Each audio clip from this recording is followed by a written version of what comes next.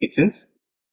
The next thing that you create is NACL. So that is network, I guess ACL is what it's called. So network ACL is where you go, and here you could create your network access control. Yes, that is the main dot something or something. Come back. After this, we'll be creating our EC2 instance. So stay tuned is what I would say. Public underscore NACL.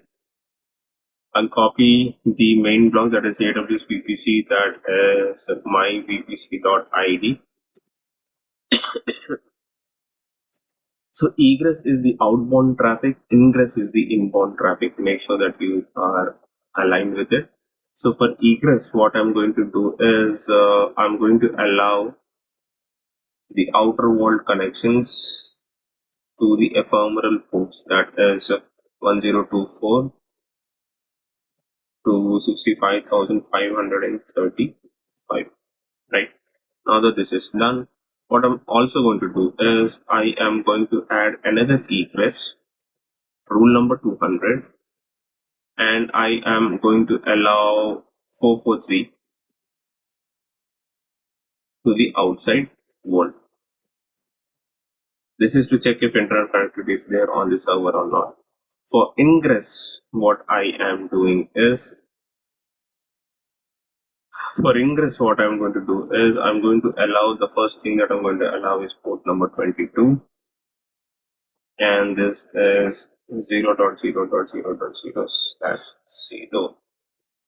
And the second ingress that I am going to allow is ephemeral ports over here as well, just to see if it is working for us or not. So that is 1024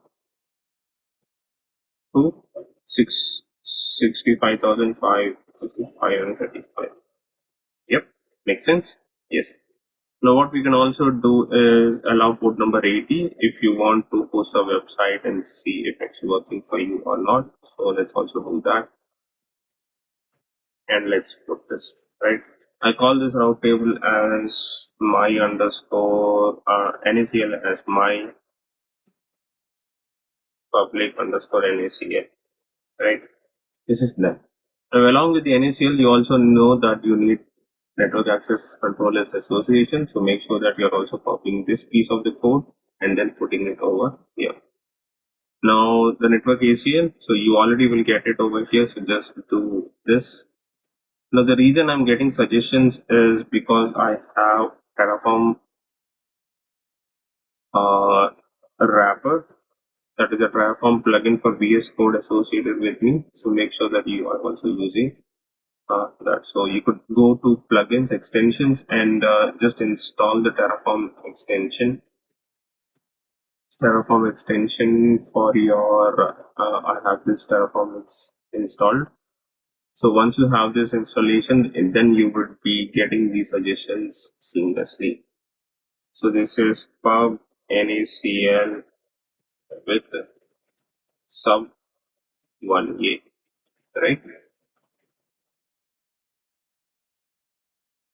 And I need to do the association again for private subnet 1B. So that should be good. I believe everything is already in place. So let's do a Terraform apply and see if there are any errors that come in. If not, we should be happy. If they come, and we'll try to fix it. Right. So as of now, no errors. So if you don't type actual YES, then apply will be cancelled. So make sure that you are not in a hurry like me, and take your time to write and punch it out. So yes, yes, yes. Cool. So this is creating our stuff. So let's see. Okay. So what does it say? It's in the creating network ACL, EC2 network ACL, blah blah blah entry, operation error, create network ACL entry. What network entry already exists? Network ACL entry. Maybe what has happened is because for the ingress I didn't change the rule numbers. Make sure that you are having the proper rule numbers in the ingress and then only try. Right, so that is the reason why it actually failed. Right, so this is the error that you could get in by creating network ACLs. Let's say yes, and it is going to create a network ACL for you. Very simple, right? No rocket science. Network ACLs, it should be having a public ACL and it should also have, just refresh this page, it should also have your two subnets associated. The inbound rule should be allowing three things, the outbound rule should be either allowing two things, and yes, it does. Right. Now, let's actually create an EC2 instance that is a jump server or a website and then see how it works. This is where, for the first time, we are going to use the data block. Right, so let's actually see how that is done. So, EC2. So that is EC2. Let's see. So EC2 instance or AWS instance is what it is called. I don't want instances. I just want an AWS instance. And unfortunately, this is a data block. Now, what I want is a resource block. So let's close this out. AWS instance, and I hope that this is a resource block. A resource block is going to create the instance for you. A data block is going to read it from whatever place it is. Now, here if you see, we are actually using a data block, and that data block, so this is the data block, and this data block is to get the AMI details, that is the Amazon machine image AMI details of your AMI, right? So this is to get the AMI. Now, once you provide all of this, what is going to come out is the AMI ID, that is the ID of the AMI, right? So that is what you're going to get once you do all of this. Now, we'll not go with the standard example, but I want an Amazon Linux 2 AMI, right? So I'll go and search for that. So how do I search for the Amazon Linux 2 AMI? Obviously, this search thing will be different, right? So for that, what you could do is you could always argue that you would provide the AMI details hard coded. That is, you could actually give the ID itself, but it's not recommended because there's a new ID every now and then that AWS launches. It will have the best security patches and everything, right? So for that reason, it's always better to go with the search criteria. Now, searching it like this is very difficult in AWS. Searching it from more than thousands of VM is extremely difficult. So what I generally obviously do is copy the AMI ID from here, right? I copy the AMI ID from here. I go back to the EC2 dashboard. I go back to AMIs, search for this AMI over here, and this is the name of the AMI that I am going to use. Here, if you see, what these folks have done is they have hard coded the entire name. They have hard coded the entire name here itself. That is, there's no star that can be used in the Amazon Linux AMI because the date stamp is there in the middle, right? So I'll call like this, and this is what I have. So the virtualization type is HVM. You would find it somewhere there. So virtualization type is HVM, and the owners are someone else. So make sure that you change the owner. That's it, right? So once you have provided all of this information, what you're going to get is a data block. So let's actually do that and see if you're getting data block. That's not applying.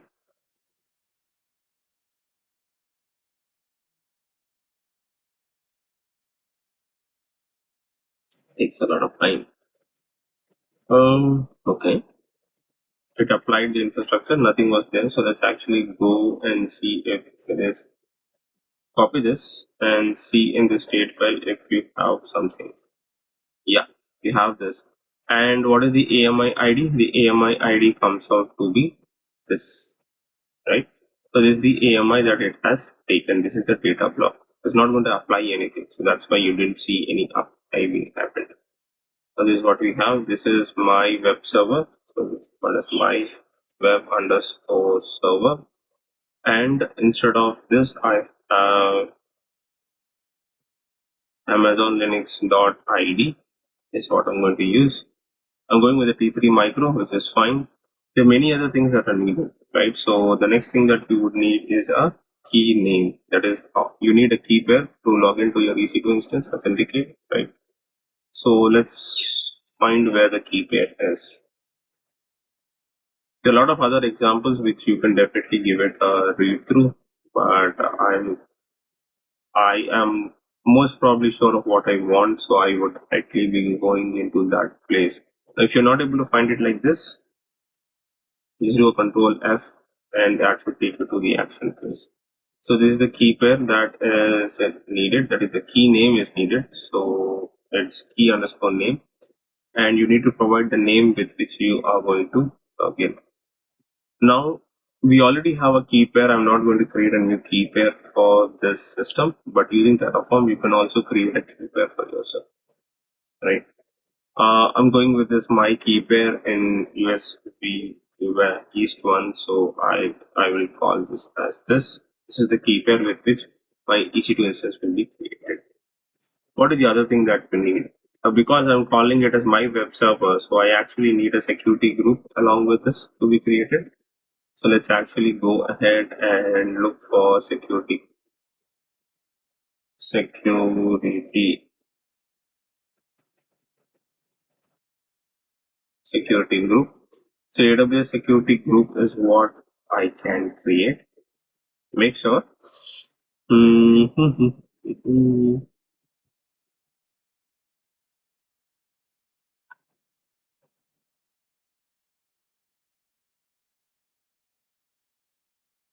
This is the block for the security group. It's a big block, is what I would say. Now I want the security group to be created before the VPC, uh, before the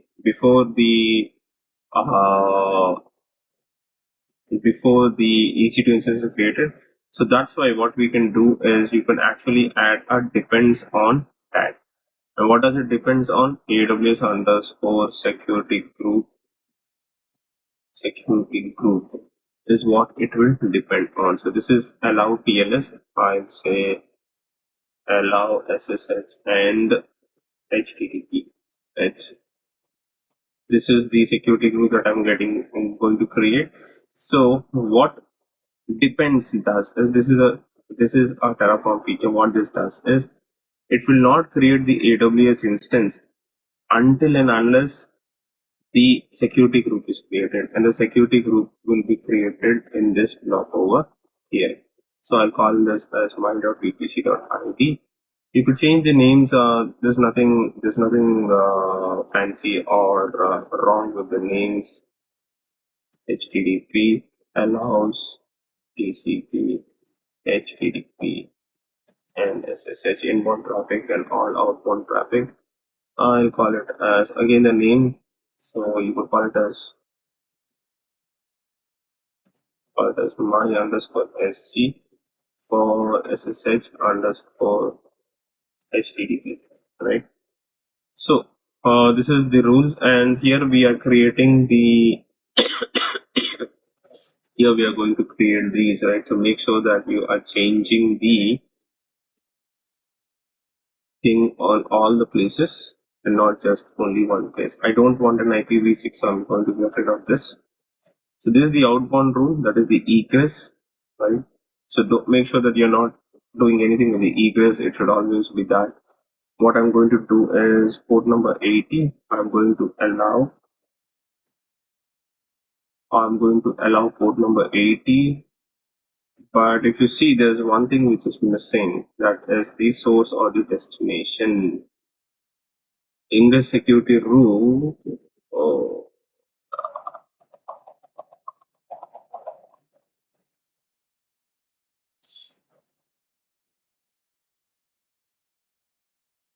what we were missing is the CIDR range, right? Now, obviously, because this is a security group and this is inbound, right? So CIDR is where this rule is committed. Now, what I'm going to do is I'm going to change this to 0.0.0.0 slash 0, right? This has to be in double inverted commas. because this is a string and save it. Same thing here, I would be doing it on 0.0.0.0 slash 0. Now, in place of 0.0, you could actually provide your IP address also, but that still works for me at least. Now, once this is done, what I'll do is I'll provide the security groups, right? And the security group that I have is AWS underscore security group underscore dot, what is it? Allow something, allows a search dot ID, right? So this is something that I have, and I'll click on save. So once I do this, right, I'm still blocking this AWS instance part just to test if the security group thing is working or not. Terraform apply. Let's actually see if the Terraform, if the security group part is working. Okay, this is actually giving me an error. Why? Because there is IPv6 somewhere, and it is expecting IPv, and the output that I provided is IPv4. So let's actually do that. So this clearly said IPv6, and this method was clearly IPv4. So that's the reason it didn't work. So this is working. Security group should be created. It's not should not take a lot of time. Now let's actually uncomment our block of the code and see how it works. Terraform apply, and I'm going to apply with this stuff, right? Now let's see if it actually throws an error. Yes.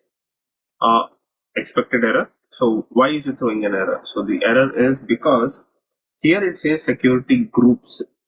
If you see there's an S at the end, that means it is a plural. That is it needs something more, right? And I only provided one security group. So whenever you see S at the name, right, it is expecting an array. It is expecting an array, right? And if you want to give something else, you can give it like this, right? So this could be your security group number 2 or something. Now we don't have a second security group, so that's why it is like this. If you give it another try, Terraform apply, it should give us some progress. Maybe it is going to create that thing for us. Yes, it wants to create. Now we don't know if it will create or not, right? Okay.